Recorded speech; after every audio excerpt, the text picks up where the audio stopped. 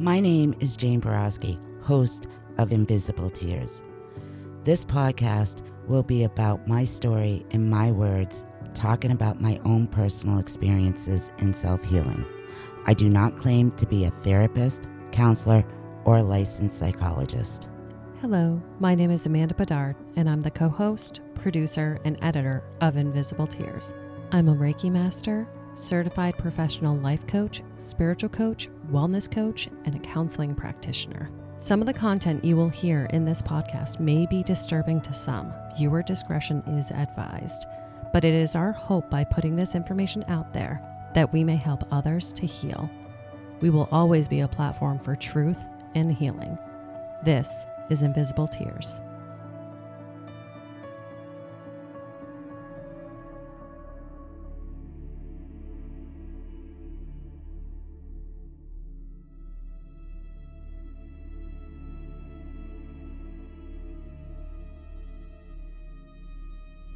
Welcome to Invisible Tears. I'm Jane, co-host of Invisible Tears, and I'm here with Amanda today, my co-host. Hi, Amanda. Hey, Jane. How's it going today? It's going. It's beautiful out. It is. It's an absolutely gorgeous day out. Absolutely. This is our last episode of season 2. Yes. It's gone quick. Yeah, it's been a tough season, especially with me being sick, and we've had a few little technical difficulties, but we're figuring it out. We're figuring it out, and we're trying to be resilient through it. And to quote Julie Murray from our last episode, we just keep fighting. Absolutely. Talking about keep fighting. We ended last season with me talking to a state trooper that was actually investigating my case. Yes. And he assured me that it was an active case and we were going to meet for coffee. They were compiling all of my case information together so that they could send it to me because I put in a request for it. Yep. I talked to him in November. Yep. Still haven't heard from him. Yes. We still haven't sat down to have our coffee. I'm just so sorry, Jane. I was right there with you. You got this amazing information. And Drew actually even still talks about it to this day. You called me after you had a conversation with him, and he wishes that he was recording us because it was so raw and it was so extremely emotional. And we were both very emotional. And it was really just because you were finally speaking to somebody who would speak to you and who also not only let you know that your evidence isn't lost, but they cared to speak to you and your case was active. I mean, it was such an amazing thing to hear. And so as we wrap up season 2 with sort of the updates about you and your case, it's a little bit disheartening, right? It is, because also this week, we got an email from Detective Christopher Elphick, New Hampshire State Police Major Crime Cold Case Unit. Yep. And it reads as follows. Ms. Borowski, I'm writing to update you on your SRA 91-A request dated September 26th, 2022. Now, this is a request I put in to have access to the information in my case file. Right. Under the right to know. 7 months ago, I put that in. Yep. And it says the available records responsive to your request are attached. Information has been withheld that constitutes information compiled for law enforcement purposes whose disclosure could reasonably be expected to interfere with law enforcement proceedings. 38 Endicott Street North versus State Fire Marshal, which I have no idea what that means. All that line is actually doing is it's actually indicating it's referencing back a Supreme Court ruling about right to know information. That's all that is. I was curious about that too. Okay. So I actually Googled it, and all it is it's referencing a case back from 2012, essentially about right to know cases, like what information you can get and what information you can't. And then it goes on to say, due to the circumstances of the request, there are no copying fees. Okay, so you're not going to charge me for this. And then it says, this request is considered to be closed. Respectfully, Detective Christopher Elphick, New Hampshire State Police, Major Crime, Cold Case Unit. That is word for word exactly what the email was sent to me. When I opened it up, I was disgusted. The attachments were the actual posters that they had for suspect wanted, and it had the composite and a picture of the Jeep Wagoneer. Yep. And a little bit of info about why this suspect is wanted and they needed to identify this suspect. And that was all the attachment was. A couple of pictures of him, the composite. And it was really weird. I have to be honest with you, Jane, as I sit here and I look at the attachments too. And for anybody that's listening to the podcast, make sure and go check out the YouTube, because we will actually throw up the pictures of the attachments that they sent us as well. But it was, like you said, Jane, a copy of the wanted posters. It's multiple same copies of the wanted posters. The only difference is one of them doesn't have a car. And then it's a copy of a freaking newspaper article. Yeah. And all of this information was from 1988. Right. All these posters, the article, all that was from 1988. So why do I need to see an article about what happened to me in 1988, which that's not even what I was asking for. That's not what I was requesting. Right. I was so disgusted when I opened this email. I opened it, 3-4 days ago, and I looked at it, closed it. I haven't even looked at it since until today. It's like another slap in my face. It's like, this is all we can give you, and that's it. Move on. There was no, if you have any questions, please call me. You have any concerns, please call me. No, the last line is what pissed me off the most. This request is considered to be closed. What does that frickin' mean? Does that mean I can't put in for another request? Does that mean I'm never going to see any of my case files? Are you never going to contact me? What does that frickin' mean? I was just like, okay, here we go again. Nothing's changed. Back in November, I had a little bit of hope that things were going to be different, and right back to square one again. I am definitely going to be putting in for another request. Yeah. And I'm going to keep putting in for a request and keep doing it and keep doing it and keep doing it, because I'm not going to let them think that this is just going to make me be hush hush and leave them alone. What this did was make me more aggressive. I'm going to be more aggressive with trying to get my information. I'm going to be more aggressive with contacting them, because it's not right. This is not right. Right. I mean, it lit a fire is what it really did. It lit a fire. It did. The attachments were so insulting. Why would you need to see three of the same copies of the freaking wanted poster that was distributed August 9th, 1988, because there's a date at the bottom of it, and a freaking article about yourself, most likely from the Keene Sentinel? You've seen this. You know this. Exactly. That this wasn't the purpose of the request. If they're not going to do anything with your case, why don't they give the freaking information to somebody who's going to? Yeah, I deal with this all the time. And it's like, and so many other families do too. I am not the only one. It's as if they feel they have a right to be like this. They don't have to give me info. They don't have to talk to me. They make me feel like they always make me feel. You survived. You're okay. Move on. Yeah, like get over it. Yeah. You know, after I read this and I got thinking and stuff, I was never told that my case was active until after I put this request in. It's a true statement. When I put this request in, had my case not been actively investigated, then they would have to send me my case file. Correct. And as soon as I put in the request, all of a sudden my case is active again. It's like, why? After all these years, all of a sudden my case is active. So I got to kind of wonder two things. Is my case active, or they just decided to make my case active so they didn't have to give me the information? I don't blame you for going there. I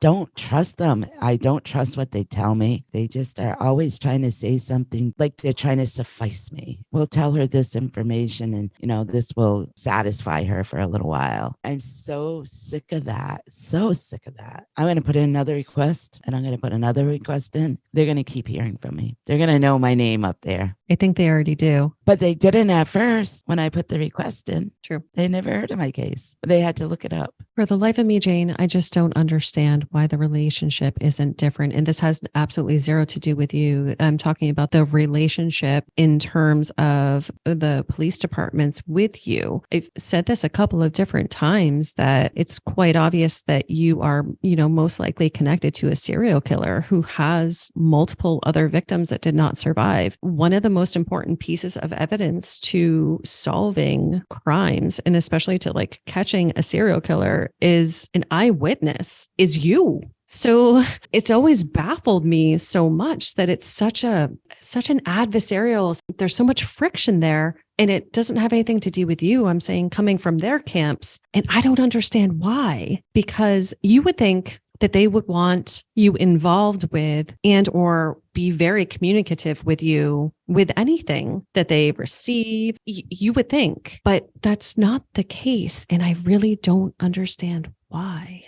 There's been so many new detectives that come in and out of the cold case unit, every few years or whatever. I mean, this is a 30-year case. Right. So, there's been a lot of eyes on this case, I would assume. I know if I was a detective going into a cold case unit and I have a living victim of a serial killer or a possible serial killer, the first thing that I would do is contact her with new questions. What are we missing here? There's got to be some more information. There's got to be some new information. What are we missing? I would contact that victim. So you've got to have new questions. Mm-hmm. New eyes should be new questions over the years, and never get contacted. Never am I contacted. They don't contact me, but what I find funny is every few years they come into Linda Moore's case and they start going after Steve again, her husband. That has been totally exonerated. He has passed 3 polygraph tests, has a rock solid alibi, but every time they go into her case, they go right for her husband, Steve. So they take the energy to do that, but they won't take their energy to contact me. Yeah, okay, I was assaulted and I survived. But you know what? It doesn't take away the fact that he literally tried to kill me. And your daughter. And my daughter. Yep. This was not just an assault. This was attempted murder. Absolutely. I just don't get it.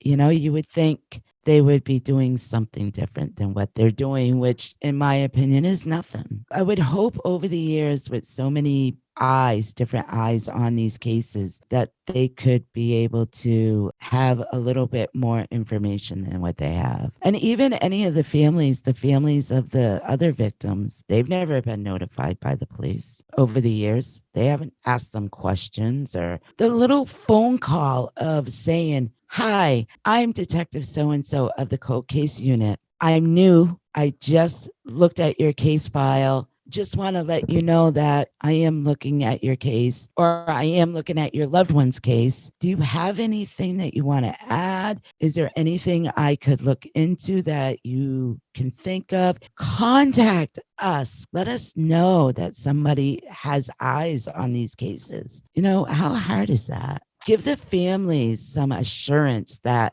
their loved ones had not been forgotten. Right. Is that hard? No. No. I'm not going to let their loved ones be forgotten. I absolutely will not let that happen. This I know. I'm just a bit frustrated today about the whole situation. Totally allowed to be. Yeah. The entire situation is just, it's insulting. Yeah. Here I thought in November, I get this wonderful detective, my new hero, looking into my case, and he was assuring me that he's got new information or whatever, and definitely wanted to talk to me and definitely wanted to sit down and have coffee, and no contact. Haven't heard from him since. And no, I haven't changed my phone number. And yes, I live at the same address. So, what's the excuses? I understand they're busy. Absolutely. But if you're going to say you're going to do something, do it. So again, I'm losing faith in the authorities. So because of that, we are planning to do a march up to the state capitol. Mm-hmm. And I hope that we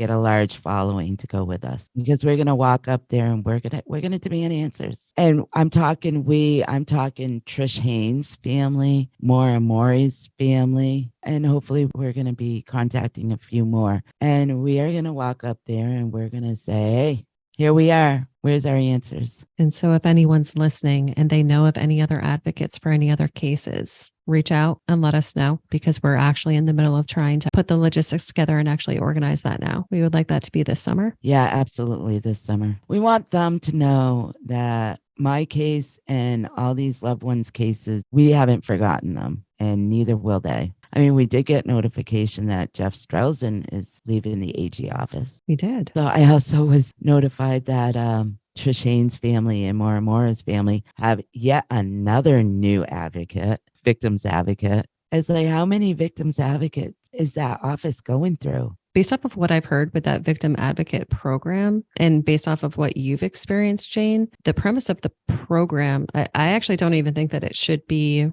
termed victim advocates. They're really just an extension of the AG office and don't really advocate for any of the victims. And you don't have one. Yeah, I don't have one. I've never been offered one. Yeah, it's like I've talked to one of the advocates up there. I asked a few questions and she couldn't give me answers because she had to go back to the AG office and find out what answers she could give me. It was like, who are you working for? Are you a victim advocate or are you a secretary for the AG office? Exactly. Victim advocates are supposed to help and support and be there for the victims or the victims' families and help them and guide them through a process, the legal process of everything. These advocates up there in Concord, to me, of what I've experienced, that is not what they're doing. We'll be right back after a quick word from our sponsors.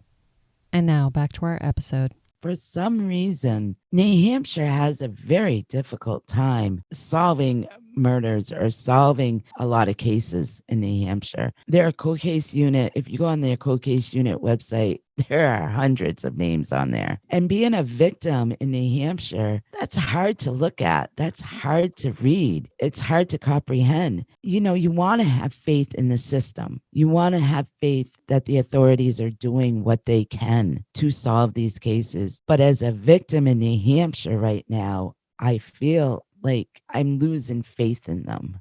And not only just for myself, for other cold cases. Right. Even recent cases. I'm not going to get too much into it, but New Hampshire has a serious problem right now with murders or unsolved cases recent. Right. And it's funny because I'll see that they found a body, like mostly around the Merrimack River has been most of them. You'll read in the paper, a body was found yesterday, but it's deemed not suspicious. That's like the common phrase. One day of investigating and you've already discovered that it's not suspicious. The body hasn't even gone through an autopsy yet.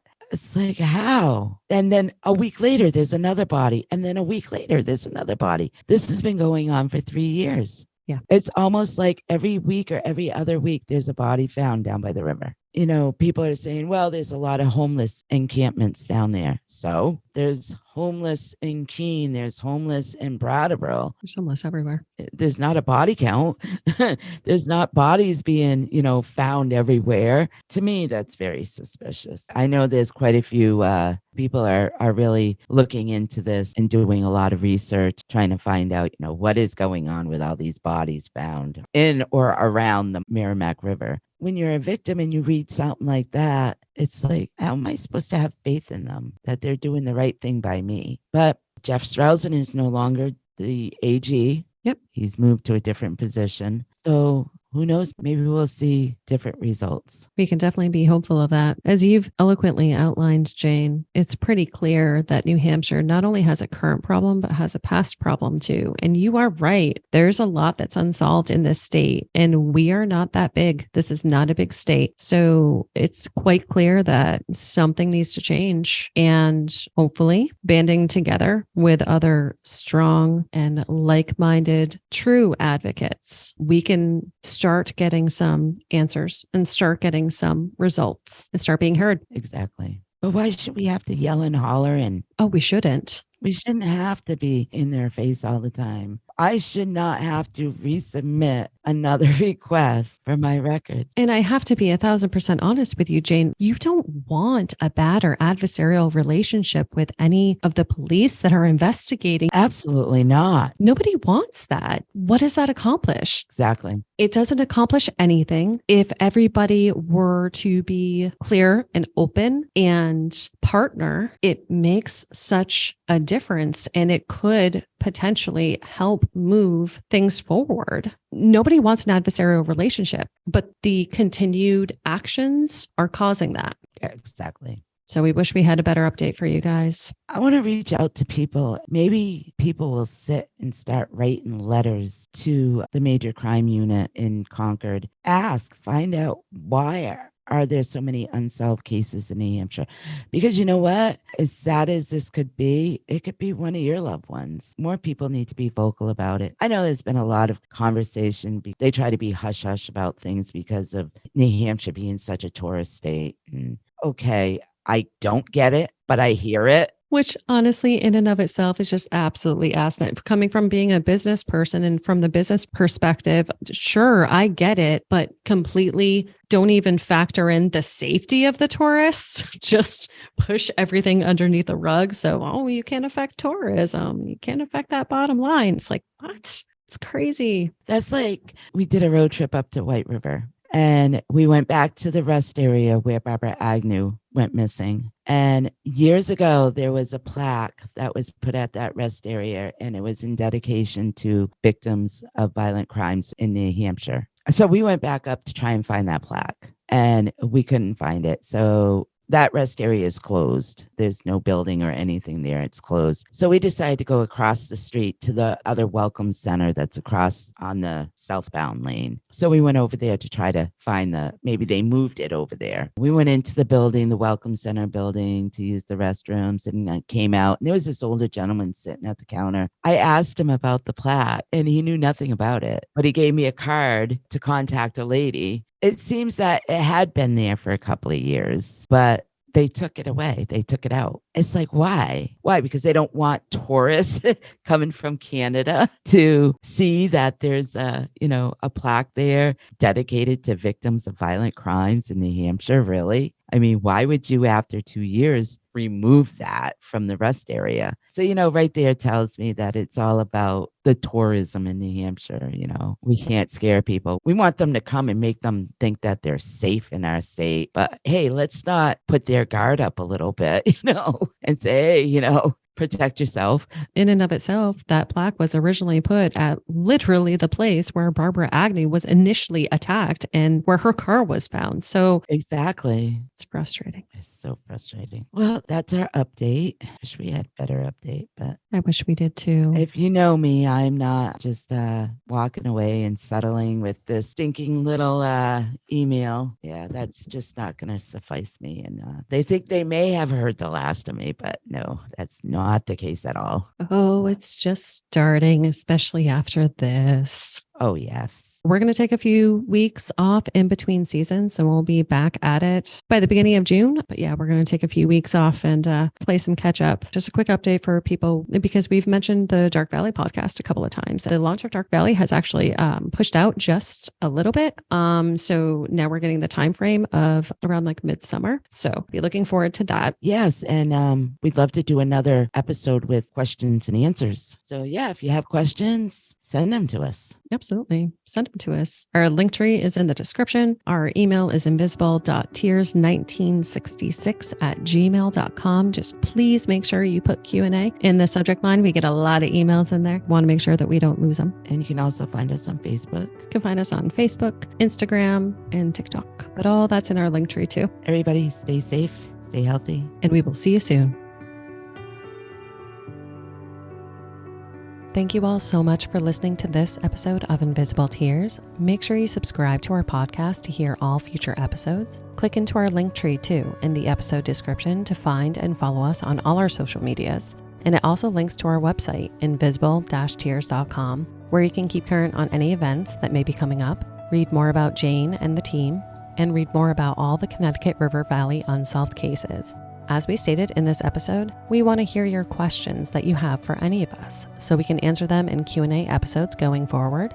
So if you have any questions for us, send us an email to invisible.tears1966@gmail.com. Make sure you put Q&A in the subject line, and we'll do our best to answer all questions that come into us. If you are looking for everyday items, clothes, collectibles, or a gift for that special someone, you can support us further by checking out our retail store, the Frugal Marketplace. We can be found at thefrugalmarketplace.com or search for us on eBay and Poshmark. We hold an online claim sale on Facebook Live every Monday night at 7 p.m. where you can find our latest items for sales or items at a deep discount. The links for our products can be found in our show notes. If you want to learn more about my wellness practice, Guided Path Wellness, head to guidedpathwellness.org. There you can read more about me and my certifications, more about the Reiki and coaching services I offer both in person and remote, and read all about my products for sale that I make through the practice. Feel free to utilize the Contact Us section on the website with any questions, or utilize that free 15-minute consultation booking button if you have any questions about what might work for you. Evil may exist in this world, but we will not let it win. See you next episode.